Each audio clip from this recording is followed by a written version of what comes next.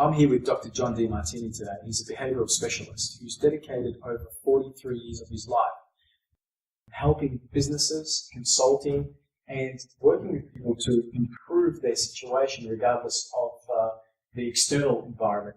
How are you today? Doing great, thank you. Excellent. Thank you for allocating this time.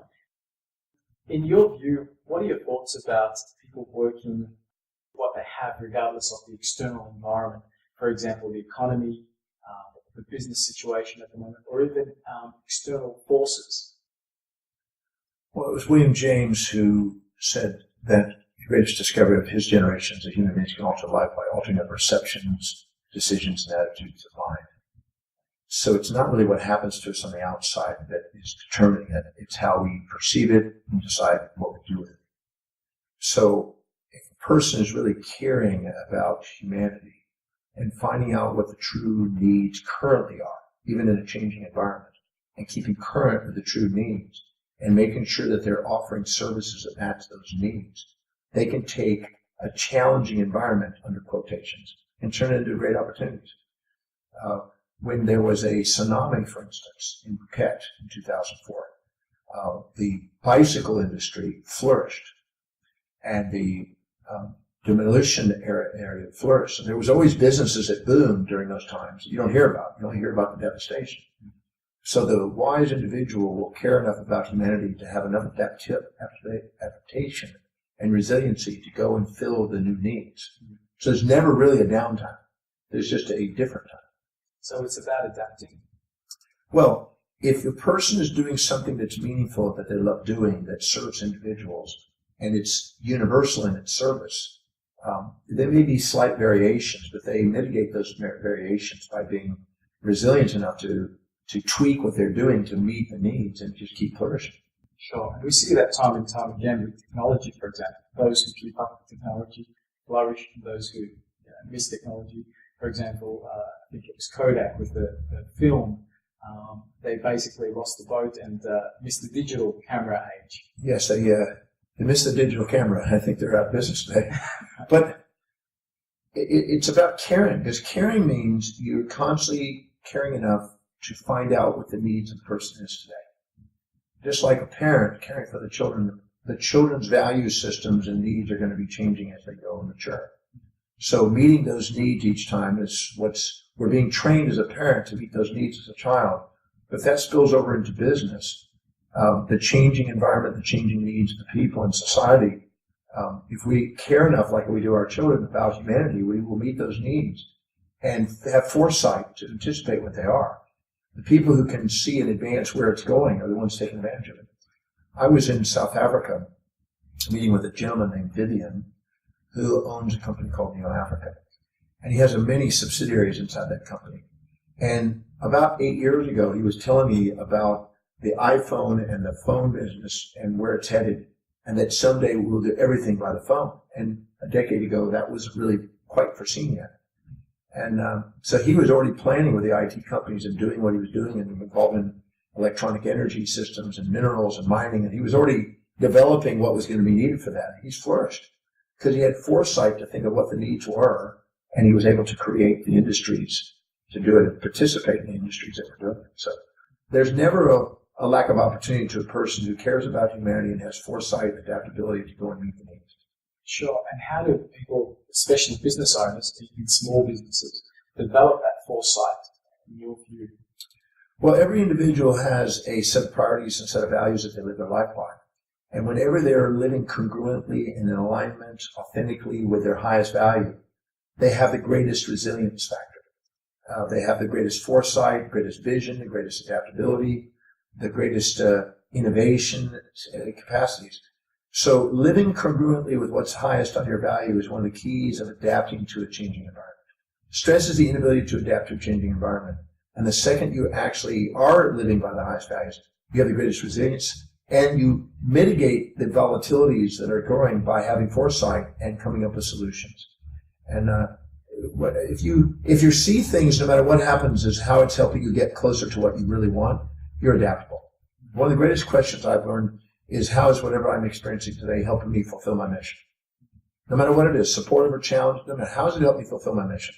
And when you see things on the way, not in the way, you're extremely adaptable. And then you turn these challenges into opportunities. What about people that don't have humanity's best interest at heart, or people that don't have the integrity part in their business, or seemingly don't have the integrity? Well, anybody that there's an equity theory, and equity theory says that built inside every human being is a thermostat for fair exchange. And so anytime you try to get something for nothing or try to give something for nothing, eventually backfires. I've worked on the charity side where they try to give something for nothing that's backfired. I've worked on the other side where corporations are narcissistically trying to get something for nothing. None of those are sustainable long term because people are not dumb and they figure things out, and then you eventually have to go back and humble yourself. If you get cocky or value yourself if you're trying to be altruistic. Nature is trying to bring a balance of altruism and narcissism, trying to bring a balance of fair exchange to make sustainability. And so anytime you try to waver to one side or the other, you get smacked back into the center. Sure. How can people value themselves more and value their self-worth more so that they can charge what they're worth? Well, their self-worth is automatically a reflection of the congruency they have between their intentions and daily actions and their highest values.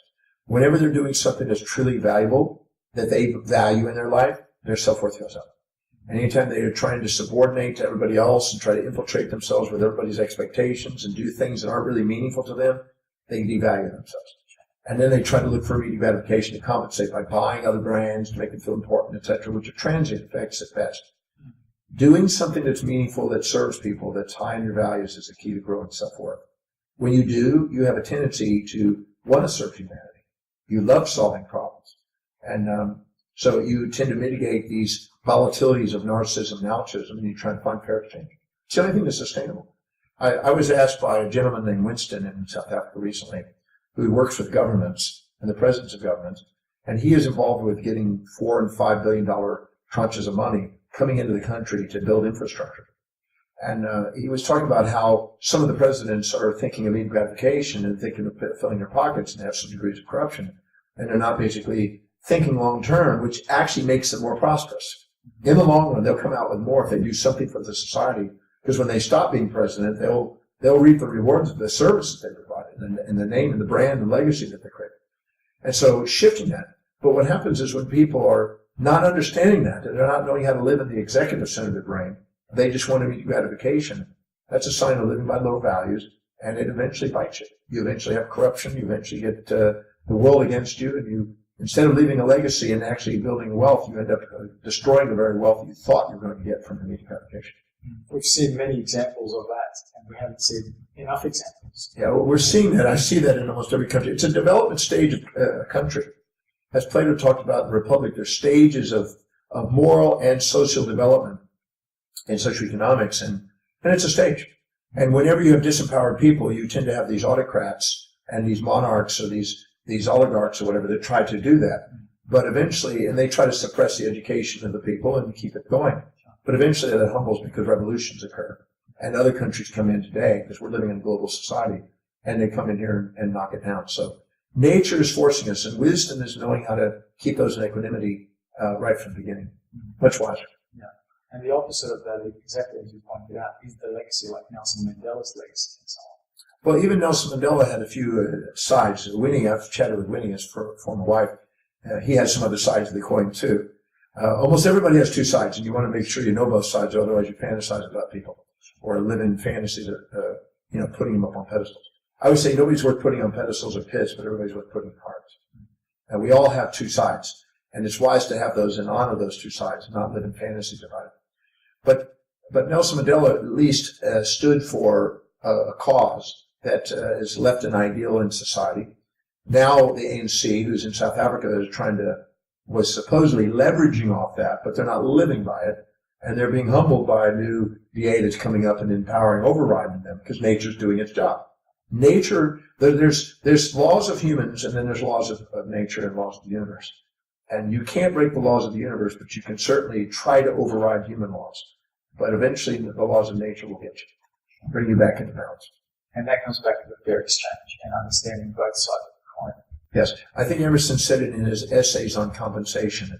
A good read for anybody about the laws of compensation to keep things back into equilibrium. In today's economy, and especially in Perth, because one of its prime sectors, which is mining, is quite down, what would be some of the things that Perth businesses could be doing or focusing on to grow, regardless of what's happening? Well, normally, Ricardo's law of economic advantage says that you want to find in a local area the resources that give it competitive advantage. So you still want to have a mining industry. But if you are completely dependent, like putting all your eggs in one basket, you're vulnerable because it's a cyclic market. So it's wise to diversify enough where you don't have such a high percentage of it where everybody in the society is dependent on one thing. You want to diversify it. So it's essential in the leadership of the state to make sure that there's diversity in industry.